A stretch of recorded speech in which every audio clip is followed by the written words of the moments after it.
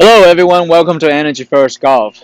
In this video today we're going to talk about the difference between 2D and 3D in golf. As you all know, I think I've mentioned it before, golf is a three-dimensional sport. So all the three-dimensional principles applies to golf. Okay? Now why is golf three-dimensional? Well, the best way to explain to you is that because golf, the ball you're about to strike through and the club it's residing on a constant z, x, y, z. Okay, so what is x, y, z? So for example, if I'm standing like this right now, this club is going to be on x and this club is going to be on y. So is my body. Here's x, my arms, and here's y. So x and y. So when you have x and y, that's 2D. But when you have a z, but it has to be a constant z, it becomes 3D. So what is a constant z? So if I'm setting up to the club, to the ball right now, right, I have a ball right here. If I set up to it, right, this position is a constant, okay? It never changes, all right? So this club is on a z. So let me show you from the front view. Again, we all know what a golf swing, when you set up to the ball, when you address to the ball, what it looks like, okay? So now, a lot of times, for example, we'll give you a couple sports. Like for example, if you play tennis, it's a flexible X. Means you are never striking the ball. It's a floater. Means you can strike through the racket this way, this way. Sometimes you might have a low ball, but it's never in a constant Z. Also, then you can say, what about hockey? Well, a lot of times when you play hockey, when you strike the pot, putt, or however you call that, I don't play hockey. So what happens is your body will open up. You're never standing in a parallel perspective. Means your body line and the target line is now parallel, right? So you have a hockey stick right here. There's your putt, and you're doing this. So it's more like a T shape. So that's also two-dimensional. Only golf is 3D and also uses a three-dimensional energy, which is centrifugal force, right? So when you move your center, it creates centrifugal force, and then there's a resistance. It's called the centripetal resistance. Okay. Also, there's not one sport it's like golf, because I know a lot of you who say, well, what about, I'm ice skating, I'm doing figure skating, or I'm doing those Olympic sports where you sling that big old ball or plate.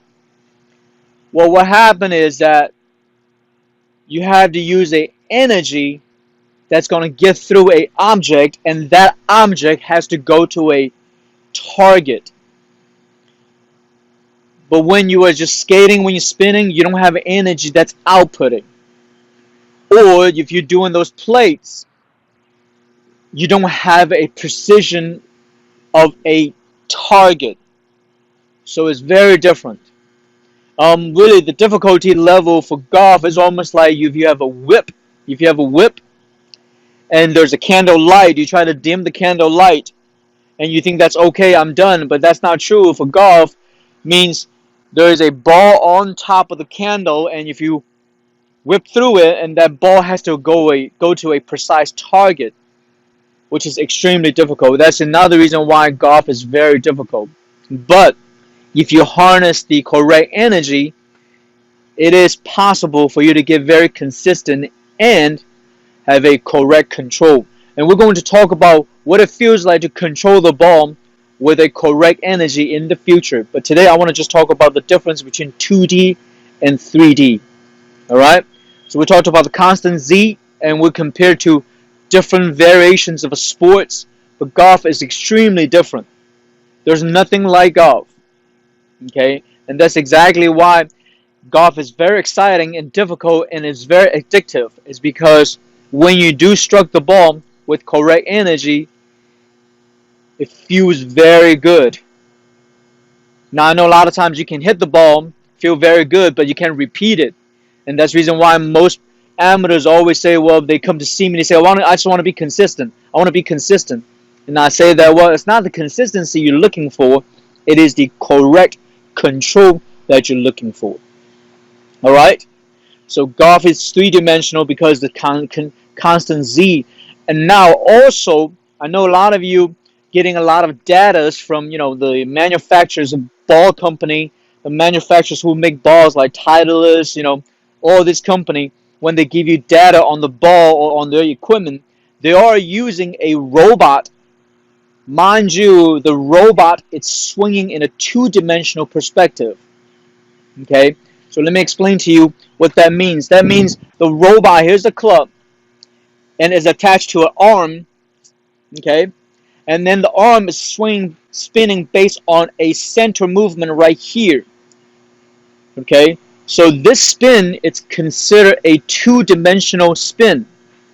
So in other words, all the data that's coming from the manufacturers is not 100%. It's only, I would say, maybe 30 to 40%. There's another 60% of data, it's not produced by the two-dimensional movement. Okay? That's two-dimensional movement. Because we all know right now, when you see a professional swing a golf club, it's kind of like a loop, right? The club goes out and comes in. It's not exactly on the same rail or same trail. It has a loop to it.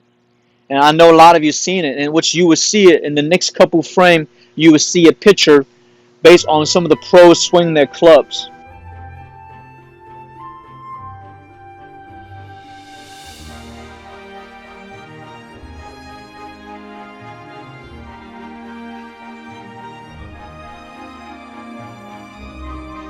Alright, so now you see the pictures.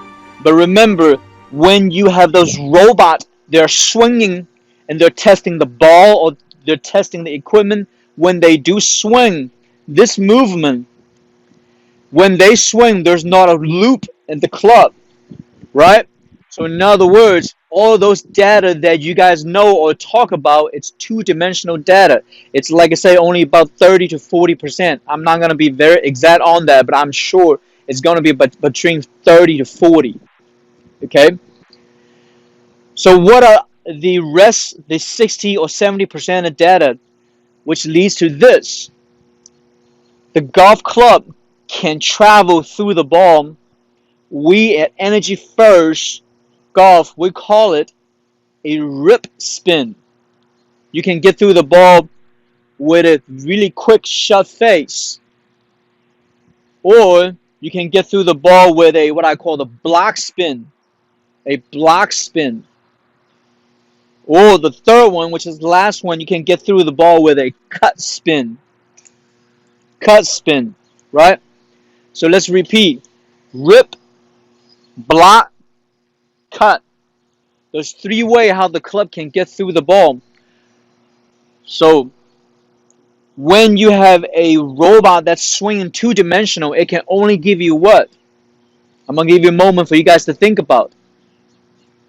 It will only give you data comes from a block spin, which is in the middle. We call it number 2 spin. That's the reason why it's only about 30 to 40% data. And the rest of 60% comes from rip and cut. Alright? So, understanding a golf swing is three-dimensional movements like a loop. Okay? Now, if my body is purely swinging from here, this will be considered two-dimensional movement. Okay? Now, if there's a lot of lower body, because I'm attached to the ground, there's separation from your lower body and the upper body and the lagging of the arms. It creates a loop. Also, there's a constant Z, so it creates a three-dimensional movement. Alright? So, I know after this video, a lot of you will have a lot of questions. Please feel free to contact me. I'll be more than happy to answer most of the questions. But remember, golf is the only 3D sport that's producing a 3D energy, and that's propelling the ball to a intended target. If you know how to control that, you have a lot of fun with golf.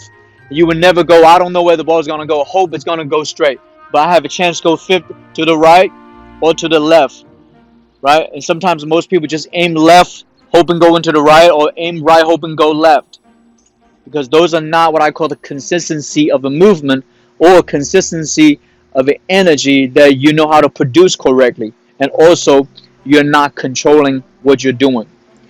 That's the reason why golf is very frustrating for most people. Alright, so golf is 3D, not 2D. Alright, so thank you for watching. Please click like and share this video to your friends, and also don't forget to click here to subscribe to our channel, and also we have 2 recommended videos here if you want to know more about Energy First Golf.